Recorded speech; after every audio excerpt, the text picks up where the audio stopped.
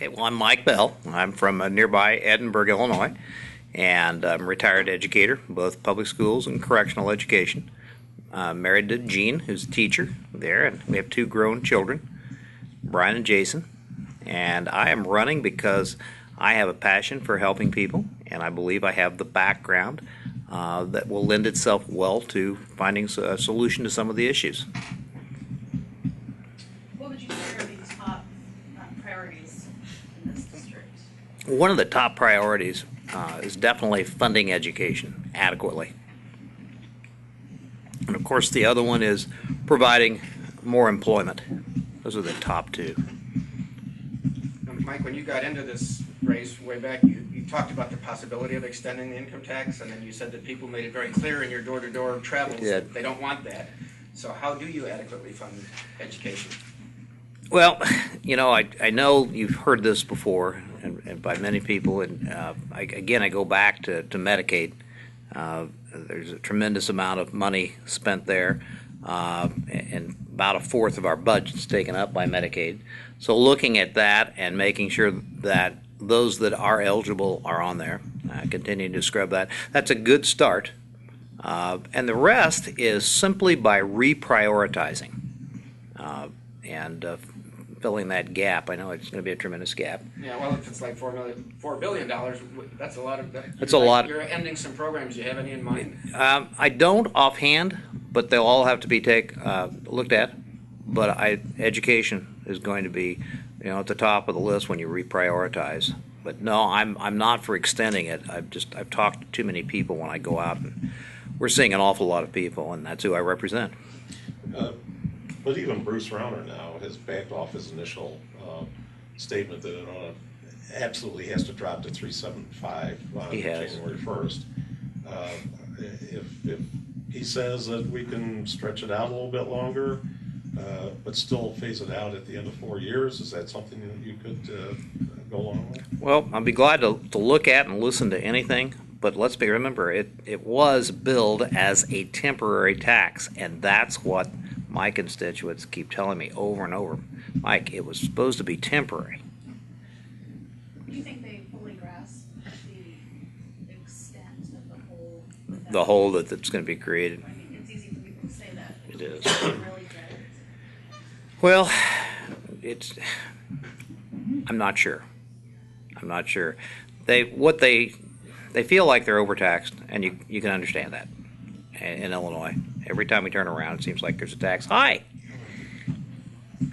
And they're tired of that, and they see this as temporary. They had that just pounded into them, and that's the way they view it.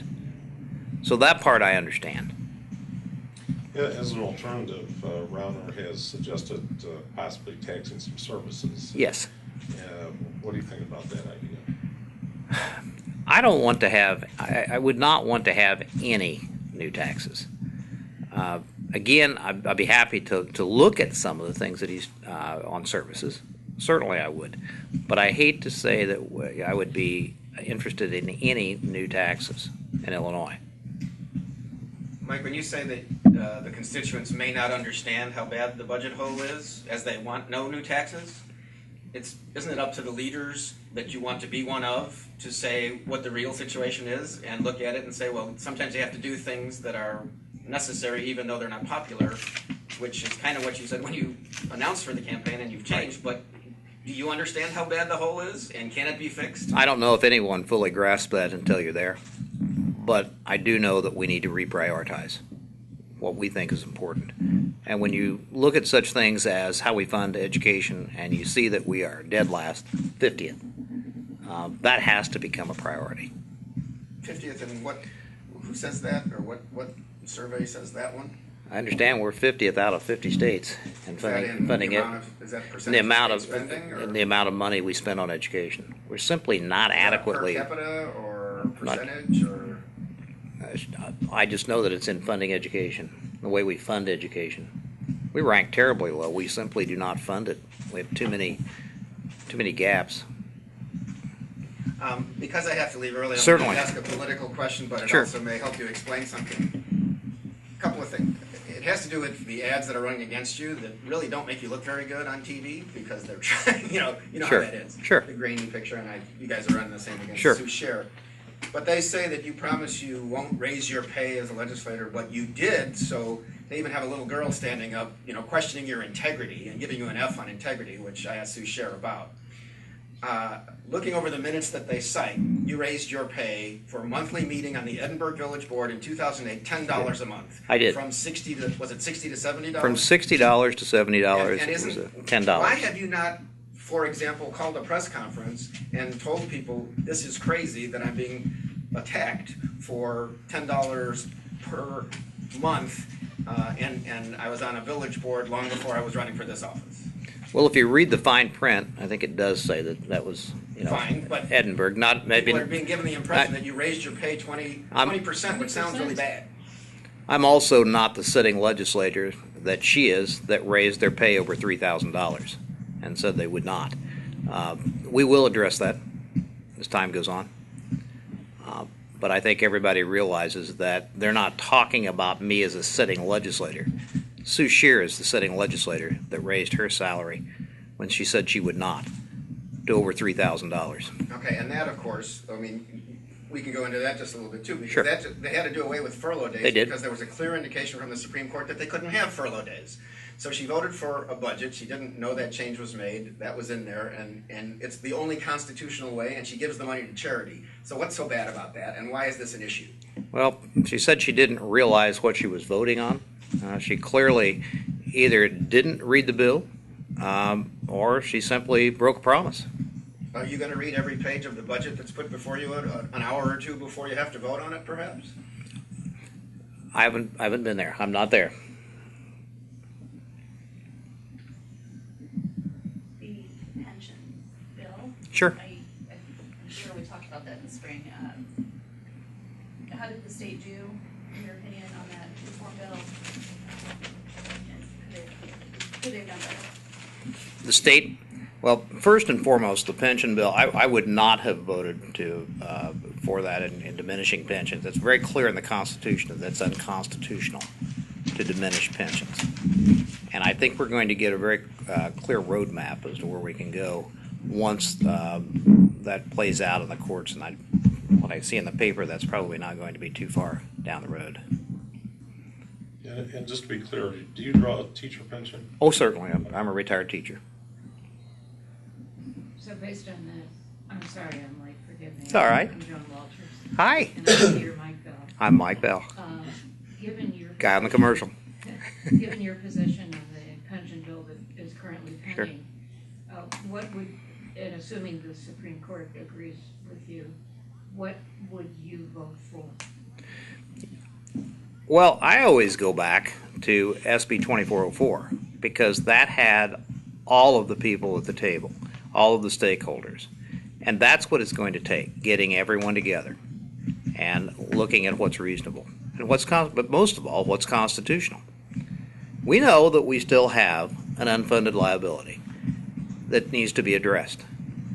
You address that by getting all the stakeholders together and coming up with something that is not only reasonable but constitutional. We already know and will know, I'm sure, what's not constitutional. Are you in favor of putting people on 401k plan? No, I'm not. Okay. Can you elaborate on that? I like the current pension the way it is. It's not a pension that is billed as a Cadillac. It's not.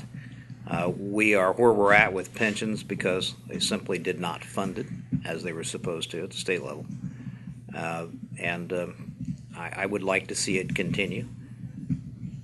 But at the same time, I mean, you're against extending the temporary income tax. And it's largely because they passed that income tax that they've been able to keep current with the pension payments at long last. Right.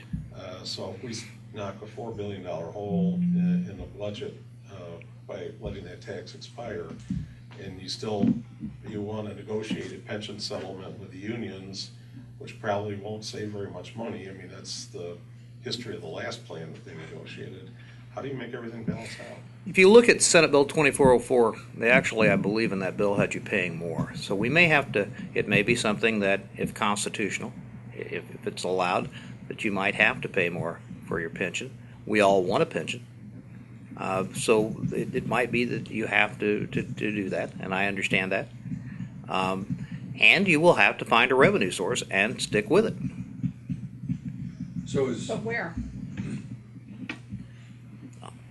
I'm not sure, but we'll have to find it. I'm not there yet.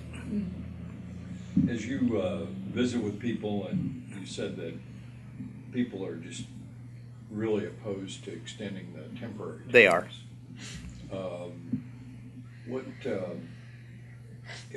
is there ever any comment about pensions and state employees, over the top kind of pensions?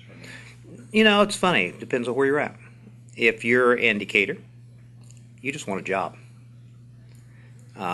You might want a pension, but you don't have that luxury. You want a job first to get a pension. So that doesn't come up very often. If you're here, where we have a large concentration of state employees and retired state employees, of course it does come up more often. Kind of in that vein, it's either Allstate or State Farm increased automobile insurance 3% today, effective today. And I mean, it's just kind of interesting to me that there's not much of a hue and cry about that. People just go ahead, and that's kind of the cost of doing business. It is. And yet, on the other hand, when the state raises taxes 3% as kind of the cost of doing business, people just, how do you account for that difference? You know, I think it's because Illinois is taxed, the citizens here are taxed so much. It's just one more tax. When is enough enough? When do we start to finally live within our means? When do we start to run this state like we run our own homes? Couldn't we say the same thing about Allstate? Possibly. So what steps do you want to take to promote this job growth that everyone wants? Well, it's a fair question. We've got to make this a more business-friendly state, fewer regulations, predictable taxes.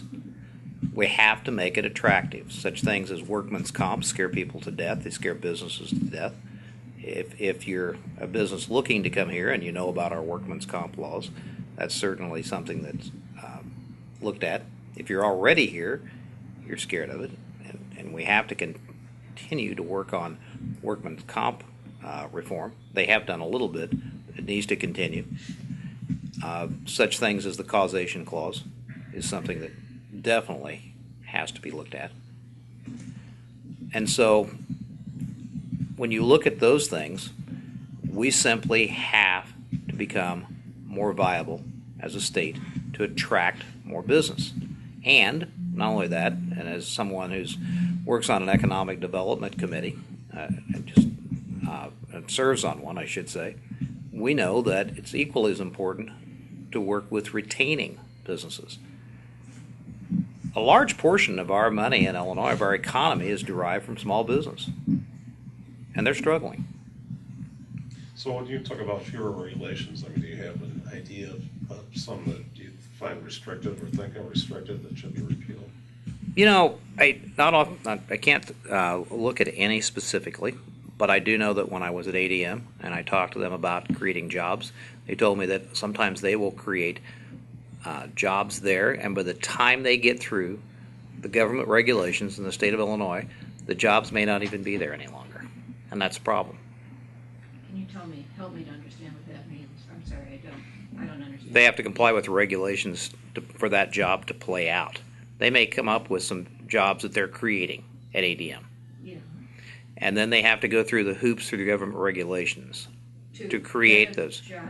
Yes, to create those jobs, and that's what I was told. We're simply over-regulated in the state of Illinois. Do they give any example of a job No. title that? No, they did not, ma'am. But we're all aware, I know of the Midwest Intermodal Project that's over there, and that will definitely be a game changer. That's something I'm watching very carefully and have tried to educate myself as much as I can on. We have the potential in Decatur, Illinois, of becoming a hub for the Midwest Intermodal Project. That alone will not only create jobs, because the wave of the future, I believe, in shipping products is by container. They have the capacity there with that project to not just ship by container, but double stack containers. I know you've all seen those on trains. And if we can continue to work with that project, eventually I think you'll attract more businesses there that will say, I don't want to ship by truck or by rail, but I'd rather just be closer. And that is a project I am deeply interested in. There are so many assets to that town. I know they talk a lot about the negative, but they have a rail system that is second to none. I mean, it's a huge rail system, one of the largest switching yards. So they have a lot of capacity, and nothing grows without what? Water. Is this Decatur? It's Decatur. And they have a water supply, and they're dredging the lake to make that even more viable. So those are the things that are going to put people to work. Those and shovel-ready jobs that puts people back to work as soon as possible and money in the economy. When we shift back to Springfield, we look at the redevelopment of the East Side and working with the various entities there, such as the Chamber of Commerce. Look, we don't have to reinvent the wheel. The wheel's already here. I belong to a Chamber of Commerce in every county. Working with them, working with economic development groups, and I'm used to that because I work with them, serve on a committee, already has the wheel for you. You simply work with them, and I'm sorry to say, but that's simply not happening in all cases right now. Senate Bill 16, the Andy Menard. SB 16. Right. How do you feel about it? I feel that it's a good start. It's something, as your editorial stated, it was a very good editorial, I'm a 35-year educator, needs to continue to evolve. The key word is evolve. That's something we need to continue to work on. We cannot afford in the state of Illinois to drop the ball on that. It should not depend on your zip code and where you live and to how much money your school has for educating our children. Our children are our future. They simply are. If this great state is to continue and to continue to get better, it all starts with a good education.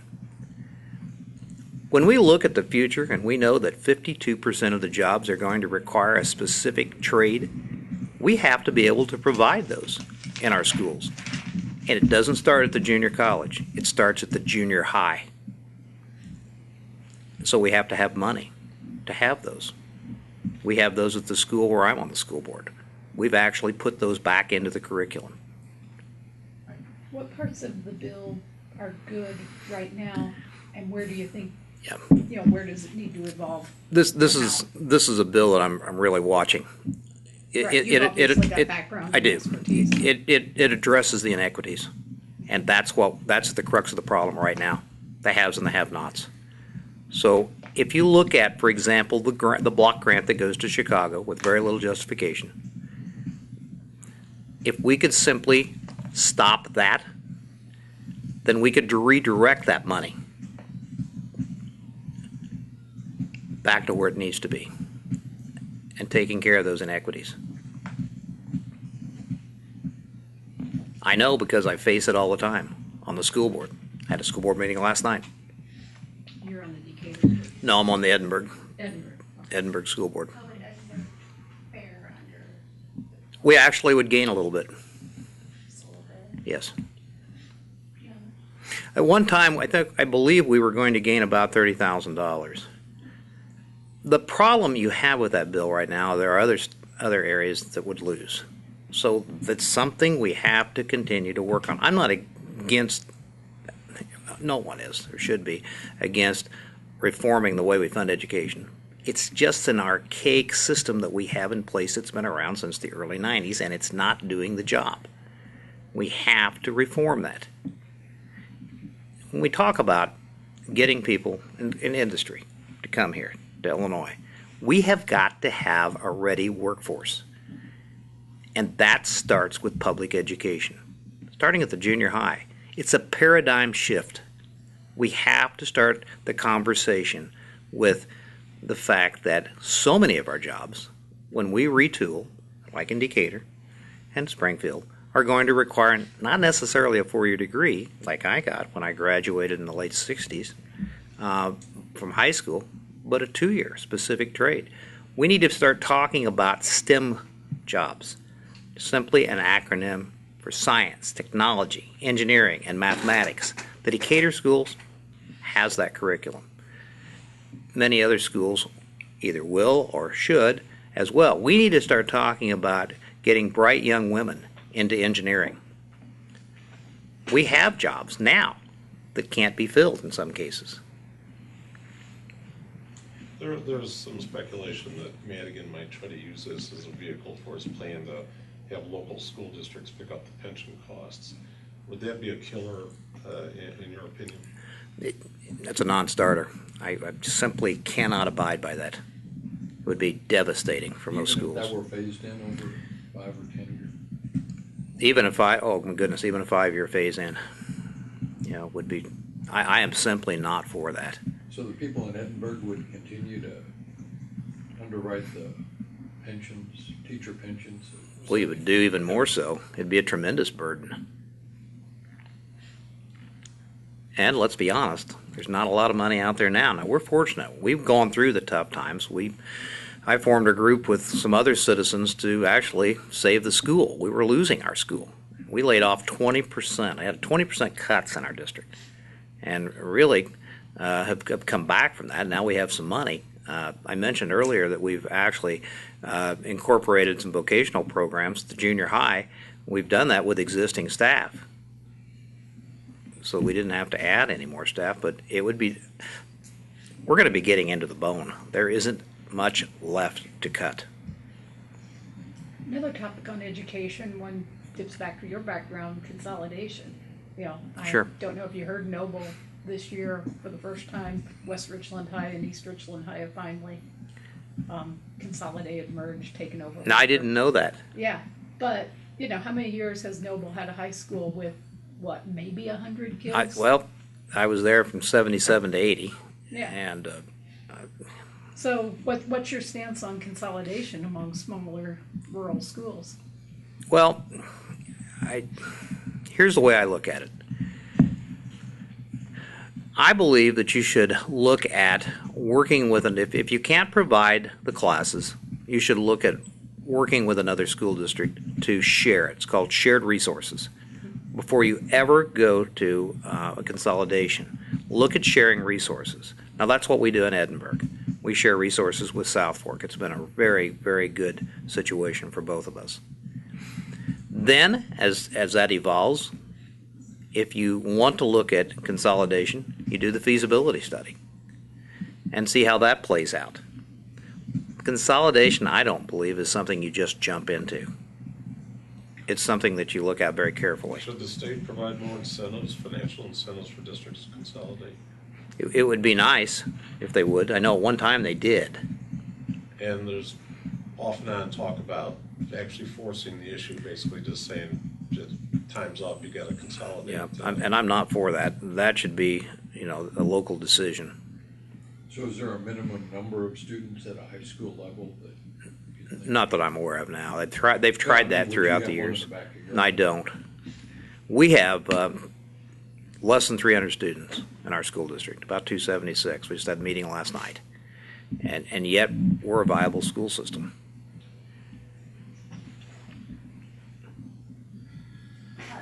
High-speed rail, Sure. is that something that you believe the state should be putting resources toward? Does it need to be? I think it'll put people to work in creating it. I've worked with Shelley Heidelman, the Coalition for the Common Good. I know they've done a lot of work in making sure people are ready. They get the necessary tools, education for these jobs. Are you In- committed to helping them? Oh, yes, could you be a little more specific? To helping get people who are affected by that project, and that people who are directly affected, making sure they can reap some kind of benefit from that project in terms of jobs or? Oh, certainly. Yeah, and I know there's. Oh, I am. rush to get this. Oh, I am. I'm definitely behind that. I actually think that this is a good thing too, because if you're a two-income family, you could actually, the husband could work in Springfield, the wife might work someplace completely away from here, and you could utilize the rail service to commute as commuters. So that might grow the population. It'll only take 30 minutes off the. Hmm. But it's a half an hour. It's a half an hour out of 5 from St. Louis. But if you were here and your spouse worked in Chicago, what's the drive time from here to Chicago? Depends on. And you certainly don't have the traffic and the parking to contend with. So it's certainly a convenience. How did the state do with the concealed carry bill, in your opinion? Well, I have a concealed carry card. I wanted to actually go through the training. I think the one comment I've heard most frequently, and that I concur with, is that the training's probably a bit too long. The classroom, the range was fine. That's fine. I didn't have a problem with that.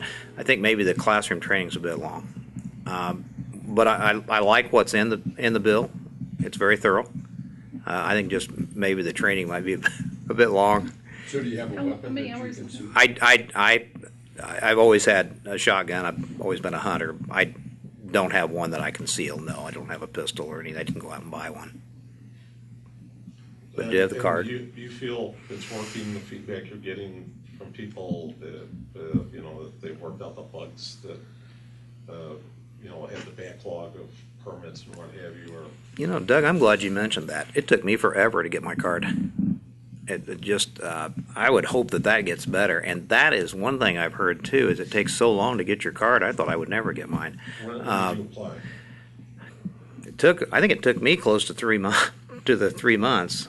So Okay, and when did you, well, it was during the winter, so I just recently got that. So might have been, let's see, I've got that maybe in the last month. This is what now? October. Probably got that around August or September. So I took the class during the winter time, so probably did take around 3 months. So I would have applied, during the spring, summer. and are you comfortable with the areas where you're not allowed to carry concealed weapons that have been talked about, Yeah. lifting some of those restrictions? I'm comfortable with it. I think we need to wait and see how this all plays out. It's pretty new right now. The one comment I've heard the most about is, in addition to taking a long time to get the permit, and I experienced that, is that the training maybe could be reduced, the number of hours. And I hear that a lot. Shifting gears on minimum wage. Sure. You for it, against it? Well, I have a position. Increasing it. Yeah, I have a position on that as well, based on what I've heard from any number of employers. I've asked a lot of them. I haven't found an employer yet that tells me they, of course, want to increase it. But on the other hand, I haven't heard any that are for reducing it either. So my take is, I believe it should stay where it's at. We're $1 ahead of the federal government right now, the feds, and so it should stay where it's at. And I concur with all of the employers I've talked to. What would be a problem with increasing it further? Increasing it further, I think that if you increase the minimum wage, it's going to affect everything else. Loaf of bread's going to go up. Everything that we consume will probably go up. And let's be honest, we just came out of the worst recession since the Great Depression, and so people are still watching their bottom line. I fear that a lot of young people that are part-time workers that receive the minimum wage might be out of a job. They might have to cut back jobs. I've heard that from employers, that they might have to cut employees if they have to raise the minimum wage. That's a concern I have. Minimum wage, as we know, was not necessarily meant to make a living on, But because of the recession, many people have had to live on minimum wage. No matter how we feel about it, that is a fact. So do you buy into the argument that if people who have to live on minimum wage can earn a little bit more through minimum wage, that they will spend more and stimulate the economy in that fashion? That may be true, but if you increase the minimum wage, I'm convinced that everything else is going to have to go up to compensate for that. I would rather say let the federal government catch up to us. Term limits? You know, it's interesting. I always say when someone asks me that, you need only talk to my wife, Jean. She will term limit her husband. How many terms is she limiting you? That's good. Well, she hasn't said yet, I said, but when she speaks, I listen. So you believe in the idea of term limits? I think that you should be a citizen statesman. How in the world did we ever get away from that? I So served. That means a limited number of years and then move on, or? I'm for term limits. How long? I haven't thought about that yet, but I think that's something that we need to have a conversation about. You don't make necessarily a career out of this. It's something you should want to do, as I do. I think the idea we've gotten maybe away from the idea, like I said, of a citizen statesman. I serve on the local school board because I wanted to. It was something I felt very passionate about. I've been on the village board because I wanted to help our town. That's the passion I think we should all bring to this. as a former county board member, do you have any position on what steps the state could take to minimize the impact of fire and police pensions on local government? Were you a county board member? No, I'm not, but I'm involved in it. Okay, well, I'm not a former county board member. Oh, I'm sorry. No. I thought Edinburgh. No, I'm not. Edinburgh, what were you on? No, village board, ma'am. And now I'm on the school Village board. Okay, Yes. as a village board member, did you have fire or police, firemen or police? No, we just had police, just a You policeman. had police, so Just you a have policeman. a police retirement fund? They're part of IMRF, ma'am. Okay, so you're not faced with the problem of ballooning No, pension costs? no. We're very small, 1,100. I got you. Nonetheless, mayors have went to the General Assembly last They have. spring looking They have. for some relief, and They have. What do you feel should be done about that? Well, I think IMRF, which many of these folks are a member of, is probably in the best shape of the five, for everything I know, the five pension systems. Because they don't get state money, that's. It's kind of a model. But not firefighters, normally they are. They're not IMRF. Okay. I know police are. But I mean, do you think police and fire pensions ought to be left alone? Some of the things the mayors were talking about were similar to what the state did on state pensions, and they were seeking the same kind of relief. I mean, are they incorrect? Should they leave the police and fire pensions completely alone? You know, I think the same is going to be true there. We have pensions that are constitutionally protected. I believe we're going to have to wait and see how this plays out in the courts. It would be premature for me to speculate anything else, and I think this is going to come, according to the paper, in a very short amount of time. The local governments are under the gun to have a 100% funded systems by, I believe, 2040, and the act starts falling next year on meeting certain standards and requirements.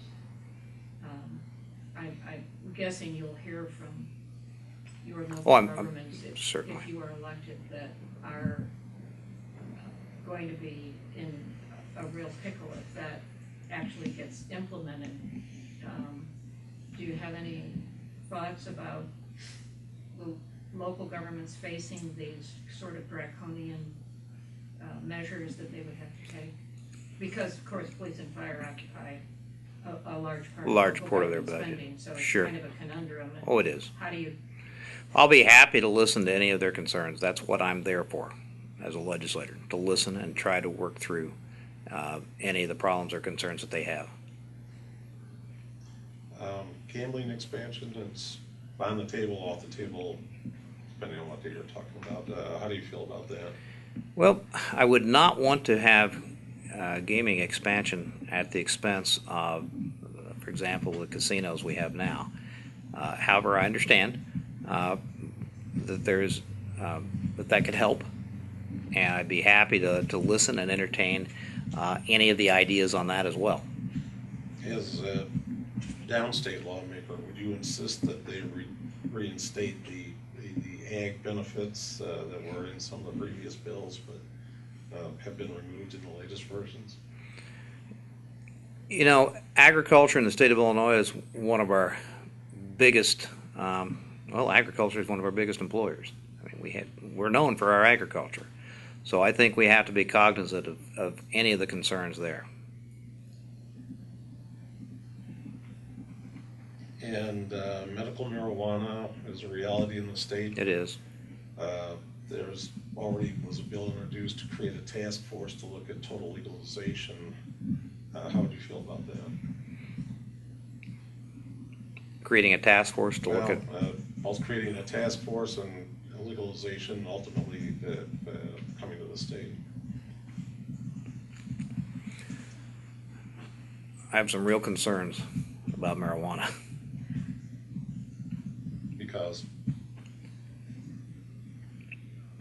Because of. Yeah, I mean, what are your concerns about that? I feel like in many ways it's a gateway drug. You know, I spent a number of years working at corrections, so I saw all kinds of consequences from why they were there. So that's something I have some real concerns about.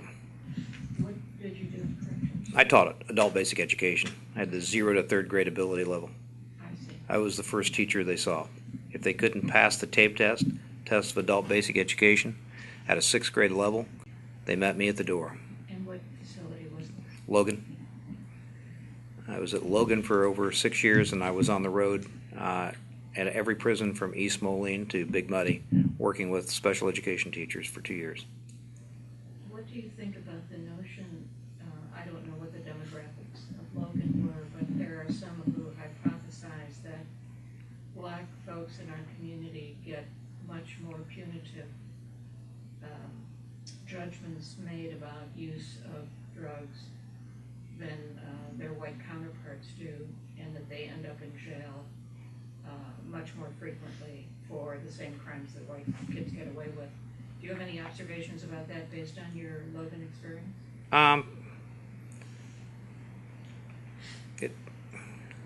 Probably not, that I'd want to say at this time. You're talking about profiling. Is that what you're... Disparities.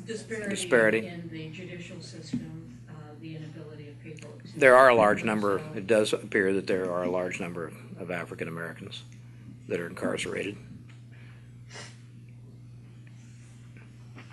You know, we interviewed your opponent yesterday, and I just thumbed back through my notes, and I'm not sure. Could you tell us 2 items that really differentiate you for the voter for this Sure. editorial board between you and Yes. your opponent?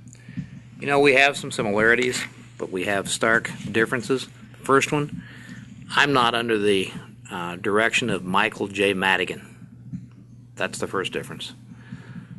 The other one is that I have the background to get this job done. I've served on the village board. My goodness, you should be able to participate in running a town if you're going to attempt to help run the state. In addressing school funding, you should not only have been a teacher, but if you have the opportunity to serve on a school board where you deal with funding, as I have, that's also helpful. And in creating jobs, one would have to look at someone who has some kind of background in creating jobs, and you look at economic development. And I'm on the economic development and have worked with the economic development committee in our county that I live in. So I bring this to the table as someone that's creditable and can, in effect, hopefully hit the ground running. Also, and I hear this from constituent after constituent, I will be accessible. Being accessible to your constituents is extremely important. Being able to articulate the issues when you're asked about them. So how would you be accessible? When my constituents have a concern and they ask me about it, I certainly get back with them. I'll certainly be out visiting with them. I'll certainly help them navigate through any issues. When we have an issue with unemployment, I'll certainly be there. Whether it's jobs that are about to leave ADM, I will be there working with everyone else to try and save those jobs, or any other issues they may be concerned about. She says she spends 35 hours a week going door to door in the district. Is that not being accessible to people? Well, there's going door to door, and there's going door to door and being able to articulate the issues and answer the questions, and then being accountable. And when you say that she's under the direction of Mike Madigan, are you saying that she's taken votes that at his direction that have not been in the interest of her district? When you receive money for your campaign and you take votes that result in a $35 million school back in his district, I've got a concern. And we go begging here to try and keep the doors open. And what bill was that, sir? I'm not sure. Oh, okay, your campaign is making that allegation and you're not sure what the sort of... Ma'am, I'm sorry, I don't have the bill number. No, do you know what kind of a bill it was? No, ma'am. So wasn't that the capital bill where they reappropriated the money to keep projects already started going, and they Okay. did in fact add the school and a couple of other projects as new things to that bill? I'm sorry. I don't know about that one. I just know that that has happened. Remind us where you have been on same-sex marriage. I'm for traditional marriage. And abortion, women's reproductive rights. Pro-life. In all cases? No, in abortion, if it affects the mother, or if it's rape or incest, those are exceptions. So on the issue of accountability as a lawmaker, do you have thoughts on how do you strike the proper balance between constituent services and doing the job? Being present. You represent your constituents. You vote your conscience. You're a citizen statesman. You're accountable to the people you represent. This isn't about trying to, in my perspective, assuring yourself of a job. I'm a retiree. I don't need this as a job. I'm doing this because I want to. I want to help. I want to be a part of the solution, not a part of the problem. Also back to gambling, in Edinburgh, you live in Edinburgh, right? Certainly. Yeah, Have to. You're a guest, you're on the school. Excuse me. Have video gaming machines turned up in any of the? Yes, we have those some. very small towns? Yeah, we have some. Okay. And as you've been out and about campaigning, have you noticed a lot of video gaming machines? And if so, are you concerned about that? Is there anything that... No, and I actually haven't had any. I've not had any concerns or complaints voiced to me. I'll put it that way.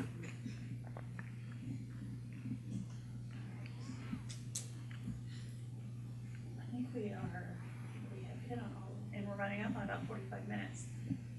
Does anyone have any final questions? I do. Sure. Would you, once elected, would you take the legislative pension? No. No. Why would that be? Well, I have one pension. Right. That's enough. I'm not doing this because I need a job. I'm doing this because I believe that it fulfills the definition of a citizen statesman, and I'm doing it because I want to be a part of the solution. Now, not to be wise, but if that's the case, why would you take any salary at all from that position? To be Doesn't quite, that yeah. somehow diminish the value of that position in the voter's eyes? I'm going to be real honest with you. If this job didn't pay anything, I would still be running.